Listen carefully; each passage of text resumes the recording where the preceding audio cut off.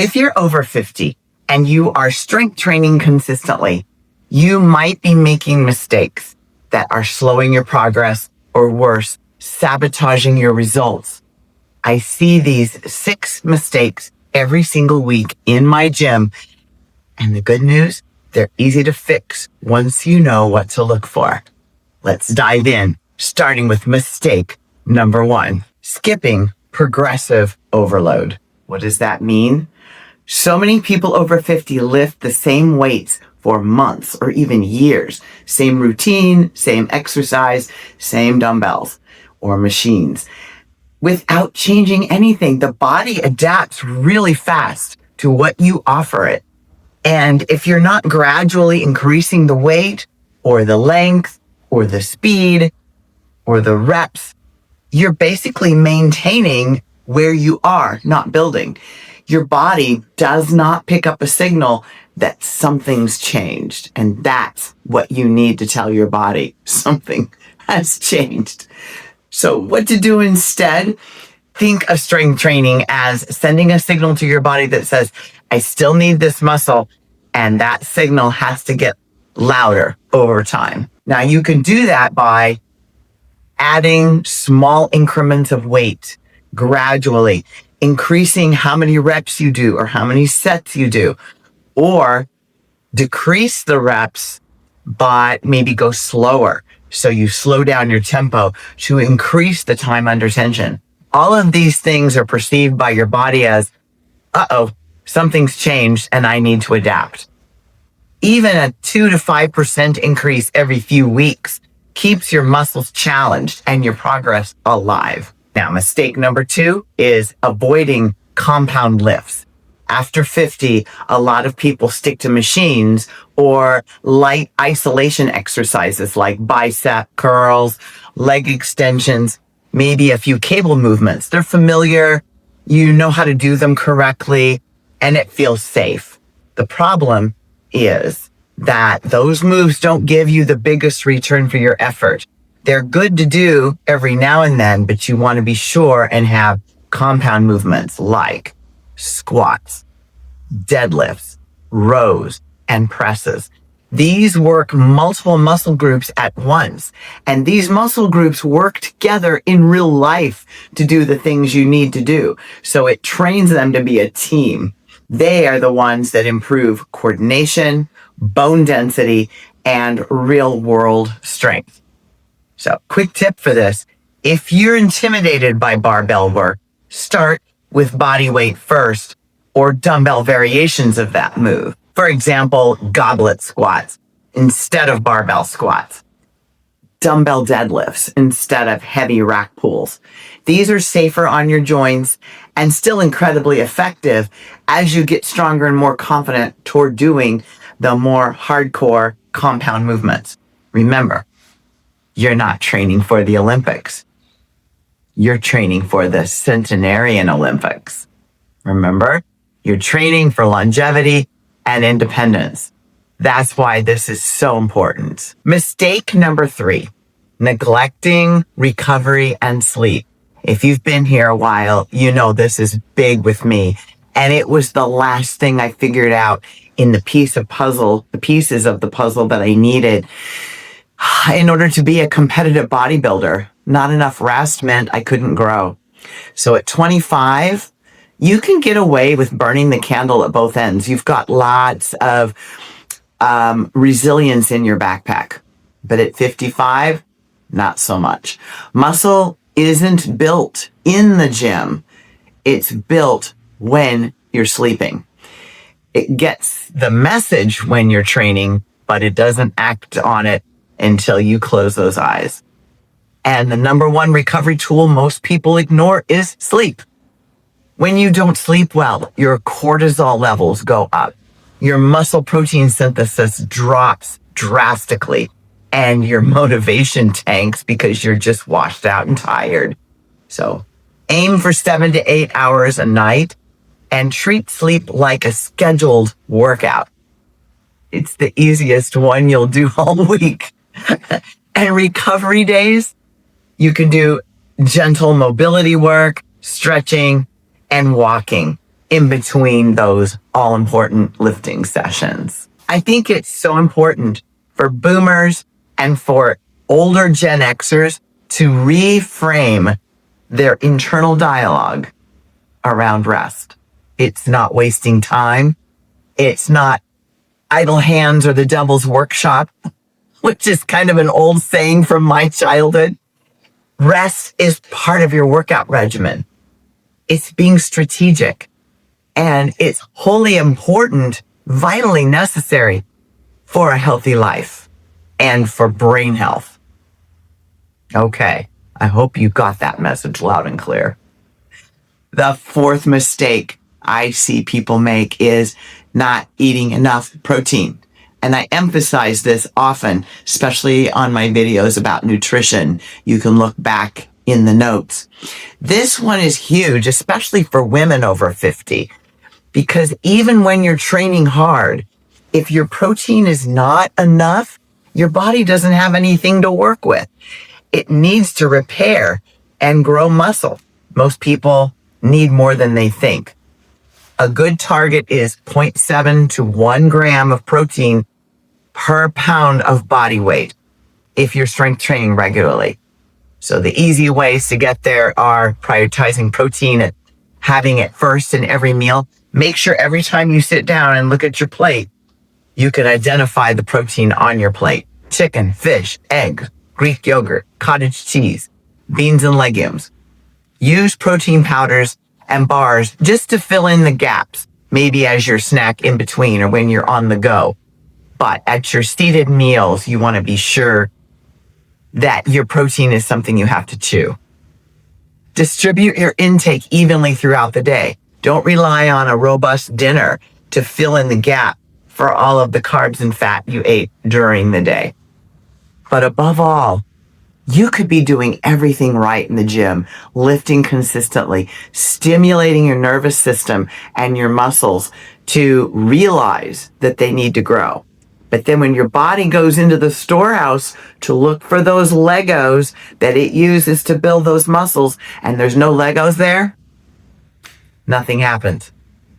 Protein, that's your Legos. And no, you don't have to eat like a bodybuilder. I get that. A lot of women tell me, I don't want to get jacked. I want to be firm, toned, and have like shaped arms and strong legs. So just consistently feed your muscles so they can return the favor of your hard work. So mistake number 5, are you ready? Overdoing cardio at the expense of muscle.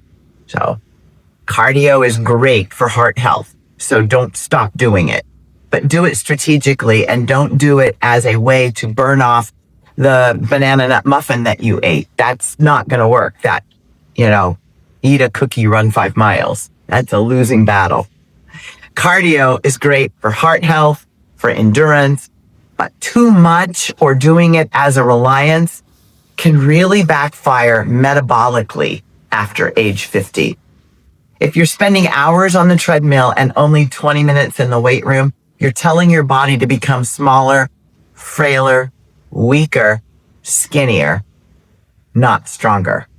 And it will end up biting you later because your bone density will tank and you'll have hip fractures when you get into your older years, something that is catastrophic in its ability to set you back. What's the fix, Janet? Okay, it is do your cardio sessions with moderation. Think 2 or 3 times a week of brisk walking, cycling, or stair work. Get your heart rate up. Get a little sweaty and breathless. The rest of your effort should go towards strength and resistance training. Because remember, the goal isn't just to live longer, but what is that longer stretch that you earned going to be like?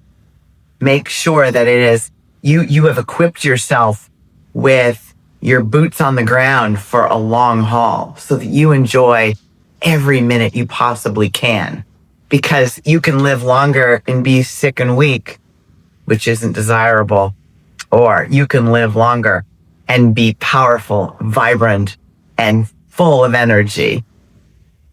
So mistake number 6, here it comes, ignoring form and warm up.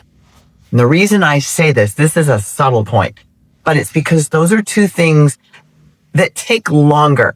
And in our busy zoom around world, it's really tempting to cut corners and to just, I see people come into the gym and they head right out to the gym floor. I'm wondering, where is the warm up? Where is getting the joints warm, getting the core warmed up early so that you are going to have an optimal workout. Nothing derails progress faster than injury. I'm sure you can agree with that. And after age 50, small tweaks can take weeks to recover from. Many people skip the warm-ups or rush through sets with poor mechanics, especially when lifting heavier. I think they're thinking they just want to get it done. They're just counting and going through the motions, more or less. But if you really slow down and take time to warm up properly, to stretch, and to check your form, and go slow enough, I always am telling my clients, because they'll get into like the chest press machine and just like want to just, and so I load more weights on, that will slow them down. But that's not always an optimal thing to do, but I'm making a point. Slow down. So do the reps slowly and with intention so that you can feel what's going on. And a rule of thumb, go the speed of your breath. Because when you get in the machine and you're going fast, you're not going, you hyperventilate, right? But if it's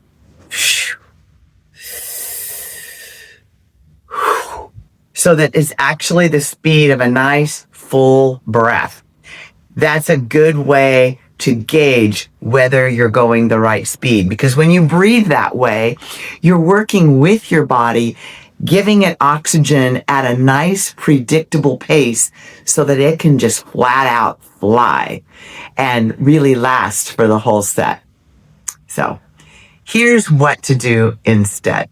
Spend 5 to 10 minutes warming up. Mobility drills, light cardio, activation moves your body forward.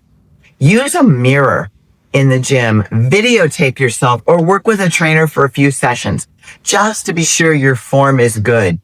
I like to do my dumbbells next to the mirror and I turn sideways to make sure that I'm not moving my shoulder and my elbow forward and keeping my elbows pointed straight down, as an example of a form issue that people have. Going too fast, the elbows are going to start moving and your shoulders are going to come into play. And the biceps, they're on easy street. And try to get away from chasing numbers. Chase mastery of the movement. Feel how good it feels to use the full range of motion and what it does to your muscles as they heat up and become sort of activated with plenty of blood flow. There's a pleasure in that. Get in touch with that. A strong, well-aligned rep beats a sloppy heavy one every time. No more sloppy heavy. So a quick recap. Number 1, progressive overload. Don't skip it. Challenge your muscles. Don't just maintain them. The second one, avoid compound lifts. Train movements, not muscles. And the third one, neglecting recovery and sleep. Growth happens when you rest. Number 4, eating enough protein is key. Don't skip it or don't give your body the short shrift.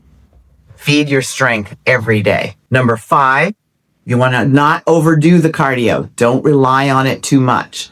So don't shrink your gains, balance your training so you're getting the progressive overload of resistance training, and then think of cardio as the work that you do to keep your heart and lungs really vibrant and healthy. And number 6, ignoring form and warm up can be to your detriment, so don't do that. Move well to move long and avoid injury. So if you can correct even 1 or 2 of these issues, you'll start seeing quicker and better results. You'll just you'll feel the difference and you'll be able to measure it. Remember, strength training after 50 isn't about ego. It's about confidence, energy, and independence. And if you found this video to be helpful, hit like and subscribe and join our community. I'm looking for more like-minded people to go on this journey with. And let me know in the comments, which of these mistakes surprised you? Is there one that you know you need to work on? I'm in the trenches with you. I mean, these are taken from my own experience of things that I've caught myself doing and I still see around me. And inspiration just showed up in my lap. This is Mr. Percy. He is 18 years old and the epitome of healthy longevity. He is into trouble on a daily basis. So be like Percy and get into trouble a little bit because you have the vitality to do it. And if you're looking for a deeper dive into the topic of recovery, you'll find my next video on 5 recovery habits that every active 50-year-old needs to know and should live by. It'll be right here on this channel. Until next time, stay strong, stay curious, and keep aging on your terms.